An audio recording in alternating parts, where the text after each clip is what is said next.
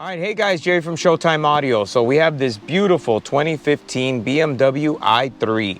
The client just got the car and it's an EV and it's loaded. It has the Harman and Kardon system. I mean, it is super nice, but the technology is really old. Has no CarPlay. The screen is small, so I don't know if you can see, but that's the actual size of the screen.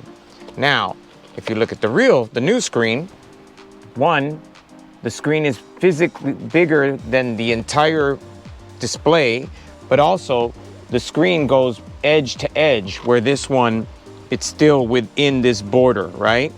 So the nice thing is, and you can control everything from the iDrive, right? So you just sit there, basically you just pick whatever you want to look at, hit enter, and then there you go.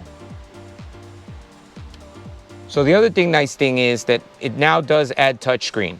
So on this vehicle, you definitely want to use the iDrive controller because it's a bit of a reach. But the other nice thing is by having Apple CarPlay or Android Auto, you can use the voice assistant to do everything, to text, to get directions, to make a call, basically anything you want. So there's no need to touch the screen, but in this case, you actually can. Now, the other nice thing about this unit is this is an HD screen. It's hard to tell on the video, but the quality is just really sharp, really crisp, and it just helps because this screen is 10 years old.